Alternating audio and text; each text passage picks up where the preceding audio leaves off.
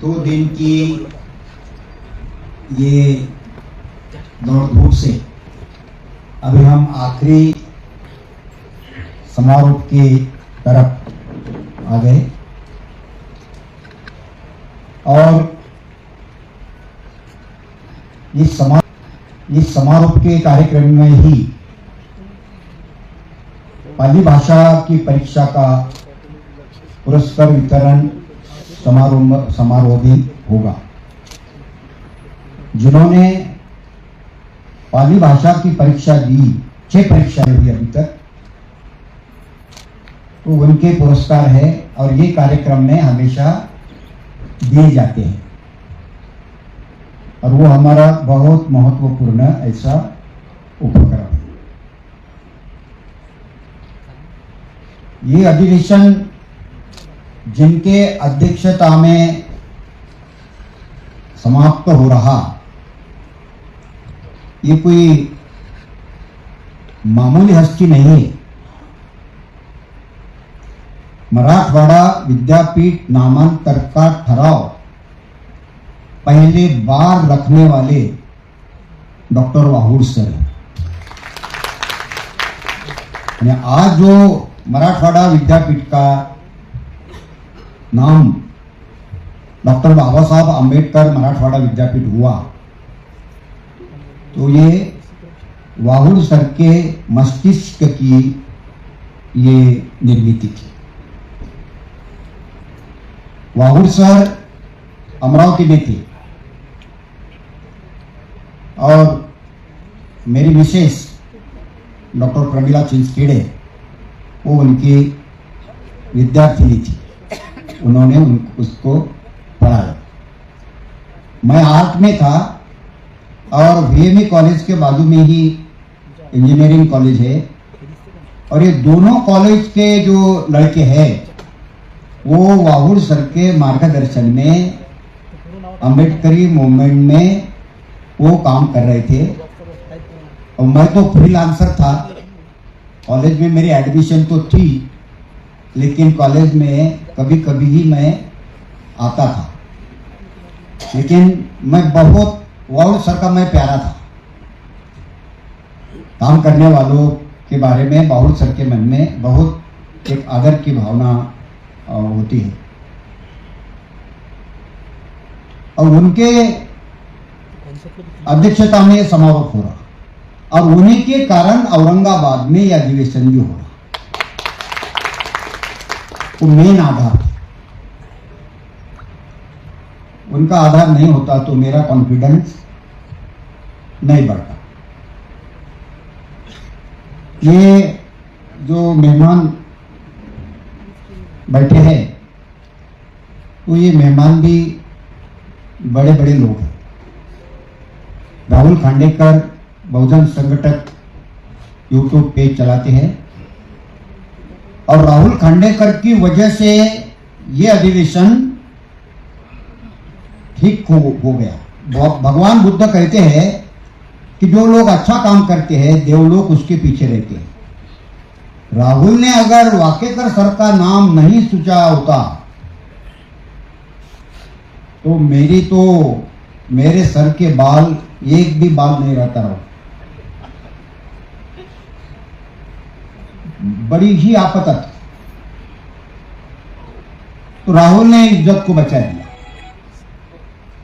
और राहुल बहुत ही होनहार लड़का है और मेरे मोमेंट में वो बड़ा हुआ। एक साथ गायकवाड़ नहीं आए, उन्होंने अपना प्रतिनिधि कहकर उनको भेज दिया।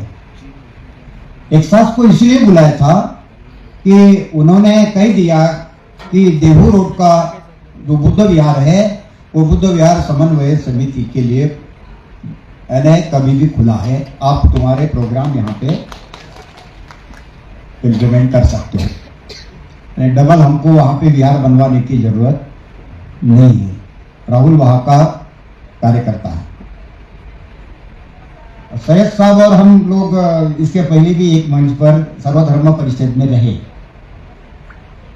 और 2 दिन पहले उनका फोन आया और बोले मैं तुम्हारे अधिवेशन में आना चाहता हूं। समदुखी लोग अगर एक जगह आना चाहते हैं तो कौन नहीं बोलेगा।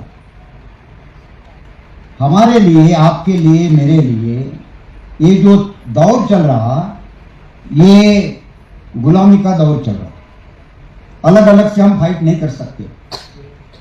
तो जो समदुखी लोग हैं वो एक जगह एक दूसरे के सुख दुख में इकट्ठा होना बहुत जरूरी है। और उन्होंने जो आने की यहाँ पे इच्छा जताई और मैंने बड़ी खुशी से उनका स्वागत किया। और जब वो आए तो उन्होंने सबके लिए क्या बांटा? आपने लस्सी बांट दिया। और धूप काले में लस्सी मिलना कोई आसान बात नहीं है, बहुत अच्छा, गरम को ठंडा कर देता है। और हमारे जापान के साथी, जापान में पूरा बौद्ध, और हमारे लोग जापान के तरफ बहुत आदर से देखते हैं, बहुत आदर से देखते हैं। जापानी लैंग्वेज का प्रोग्राम हम चलाते हैं, उनको पता नहीं आप कि जापानी लैंग्वेज का ट्रेनिंग बुद्ध विहार समन्वय समिति चलाती है। एरिकर साहब एग्जीक्यूटिव इंजीनियर है और धम्म में काफी रुचि रखते हैं। बाकी हमारे सब कार्यकर्ता है, उनका जिक्र मैं नहीं करूंगा। अधिवेशन ये इवेंट नहीं है, और अधिवेशन में कितने लोग आते हैं ये भी महत्वपूर्ण नहीं है। ये प्रतिनिधियों की सभा होती है, निर्णय लेने वालों की सभा होती है। हमारे लोगों को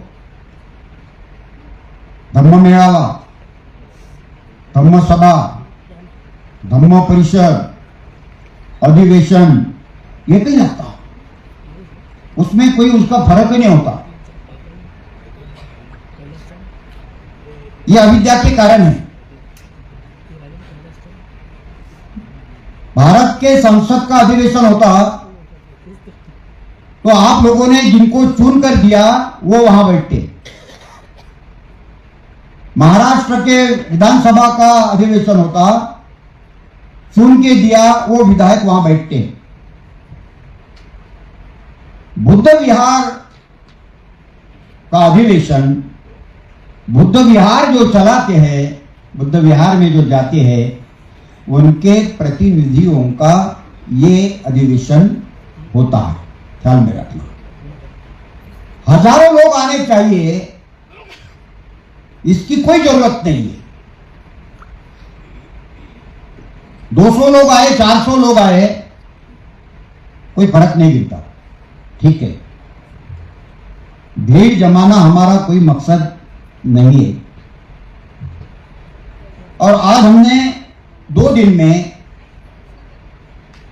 काफी चर्चा की, और आज बड़ा ही महत्वपूर्ण प्रतिनिधि सत्र भी हुआ, और यह आखिरी सत्र है। सब लोग, मैं आगे था तो मेरी सराहना कर रहे थे, तो मुझे भी थोड़ी, मेरी कॉलर थोड़ी थोड़ी टाइट हो रही थी कि वार में, ये ऐसा नहीं होता। छोटी छोटी नदियां जब इकट्ठा होती है तब बड़ी नदी बनती है। वो अकेले से बड़ी नदी नहीं बनती, एक सबने ख्याल में रखना चाहिए। ये भारत सिरसा, सर ने नाम बताया, सर ने फोन किया, बस फोन पर ही हमारी बात हुई। और ये भारत सिरसा ऐसा साथी मिला कि पूरा पॉजिटिव, और हम 2 लोग ऐसे थे आखिरी जाने वाले। जब भी मिलते, कल भी हम आखिरी गए।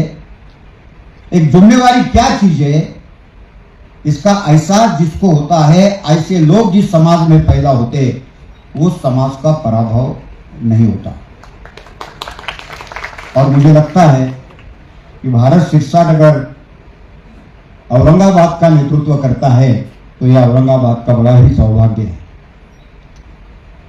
हमारे दूसरे साथी वाकेकर जी, सुनील, डॉक्टर प्राचार्य सुनील वाकेकर जी, मेरी कोई जान पहचान नहीं, दोनों से मेरी जान पहचान नहीं। गलत लोग मेरे छाव में भी खड़े नहीं रहते और मैं भी किसी के छाव में खड़ा नहीं रहता। ये वाकेकर जी का नाम उन्होंने दिया और राहुल के कारण वाकेकर जी ने जिम्मेवारी उठा ली। ये दो आदमी थे, ये दो आदमी ने इसकी एक वैचारिक नींव रखी, वैचारिक नींव रखी। मेरा साला जो किशोर सरोदे है, उसका मित्र विजय बचके, हम लोग, मैं बीएसपी के मूवमेंट में था, इस वजह से उसकी और मेरी एक भावनिक अटैचमेंट बनी। तो किशोर के कारण विजय मिला और विजय और किशोर ने और चेतन कांबळे और सुनील वाकेकर जी ने और भारत सिरसाट जी ने और आगे चलकर हमारे ओसी सिरसा, गोनाने साहब, सीपी पाटिल, हमारे प्रमोद खोबरागड़े जी, समता सैनिक दल की रेखा कई, हमारे समता सैनिक दल के मेजर जनरल हमारे सोनोने साहब, भास्कर मस्के, इन्होंने ही कमान को संभाला और इन्हीं के कारण ये आयोजन सफल हुआ। और उसमें बहुत बड़ा जो सहभाग रहा, ये हमारे जो सुकाणु समिति के अध्यक्ष है राजानंद सुरटकर, तो राजानंद सुरटकर के कारण गाड़े मैडम का वो जो स्कूल है वो स्कूल मिला। अगर वो स्कूल नहीं मिलता तो हमारे बस की बात ये नहीं होती।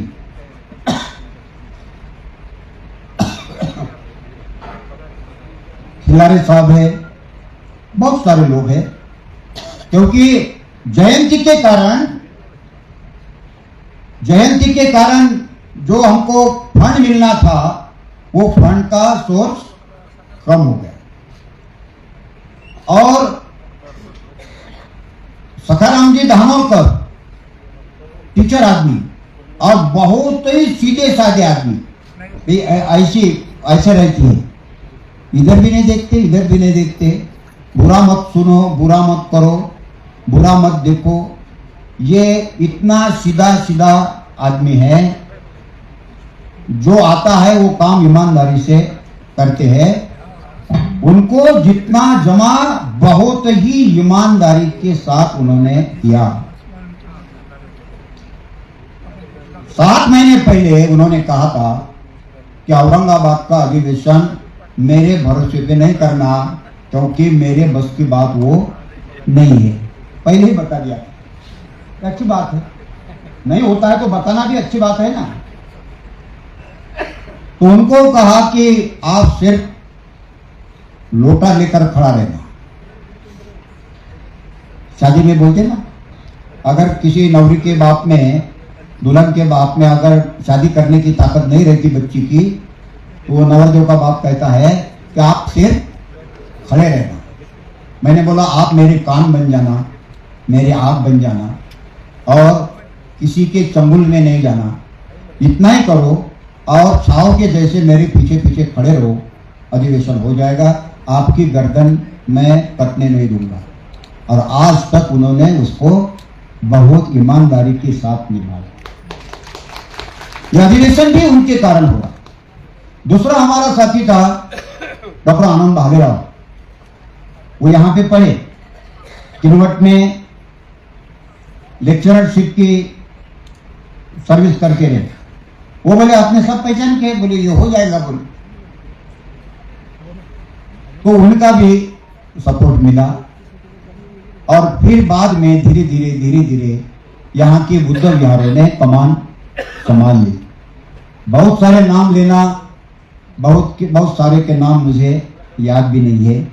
जिन्होंने धन दिया उन्हीं के कारण ये हुआ, और जो लोग यहाँ पे इकट्ठा हुए, जिन्होंने प्रचार किया, उन्हीं के कारण ये अधिवेशन हुआ। इसका श्रेय उन्हीं को जाता है। एक अकेले अशोक सरस्वती बौद्ध को ये श्रेय नहीं जाता। और मैं बार बार कहूंगा, तो मेरे गुरुवर्यों को मैं आखिरी तक या ऐतिहासिक प्रोग्राम में मैं उनको मरते दम तक याद करते रहूंगा, क्योंकि गुरु ऐसा होना चाहिए कि जो अपने शिष्य के पीठ पर हाथ रखे और उसका आशीर्वाद रहे और मार्गदर्शन करे। उन्होंने बहुत ईमानदारी के साथ मार्गदर्शन किया। मेरी इच्छा ना होते हुए भी मीटिंग में भी आए, तबियत खराब होते हुए भी। सर, मैं आपका ऋण कभी भूल नहीं सकता। एक बार सर के लिए बहुत चाहिए। जो अदर प्रांत के लोग हमारे साथी आए, वो नहीं आते तो यह औरंगाबाद का अधिवेशन होता। आप बोलते ये क्या राष्ट्रीय अधिवेशन है, औरंगाबाद के लोग हैं, तो उन्हीं के कारण इसको राष्ट्रीय स्वरूप भी मिला। उनकी जितने, उनका भी श्रेय उनमें ज्यादा है। और इसके बाद में ये काम खत्म हो गया, ऐसा अगर मानोगे तो ये इवेंट बन जाएगा। शादी में आए, शादी लगा ली, मम्मम किया, हाथ धो डाले और चले। ये कार्यक्रम नहीं है। यहां से जाते समय यहां से मैसेज लेके जाना कि हमें भारत को बौद्धमय बनाना है, और भारत को बौद्धमय बनाने के लिए बुद्ध विहार संस्कृति, बुद्ध विहारों में निर्माण करना है। सहज साहब, आपसे उम्मीद रखूंगा कि इनको बताओ कि मस्जिदों में कैसा काम चलता है, मस्जिदों का कैसा। मैंने तो अभ्यास किया, इन्होंने शायद वो अभ्यास नहीं किया। मस्जिद की क्या संस्कृति है, मैंने उसका अभ्यास किया। और मैं बार बार बोलते रहता हूं कि जैसी मस्जिद की संस्कृति है वैसी बुद्ध विहार की भी संस्कृति है। अगर हम उसको अगर जानते तो हम भी बुद्ध विहार संस्कृति निर्माण कर सकते हैं। आप सभी के जो परिश्रम रहे, वो परिश्रम के कारण ये अधिवेशन सफल हुआ, और आगे का भी मिशन आपके सपोर्ट के बिना कामयाब नहीं हो सकता। मैं सिर्फ माध्यम हूं और आपको करना है। मैं सिर्फ माध्यम हूं। जो प्रतिनिधि सत्र में जो बातें कही उसको दोहराने की कोई बिल्कुल जरूरत नहीं है। आप उसके ऊपर गौर करेंगे और इस मिशन को आगे लेकर जाएंगे। ऐसी ही आशा रखते हुए मैं मेरा प्रास्ताविक, सबका स्वागत करके मैं मेरा प्रास्ताविक यहाँ पे खत्म करूँगा। हमारे गुजरात के साथी और राजस्थान के साथी स्टेज पर आइए। ज्ञान प्रकाश स्टेज पर आइए। जो पर प्रांत के लोग हैं, हमारे खादरकर साहब स्टेज पर आइए। रंजना बेन स्टेज पर आइए।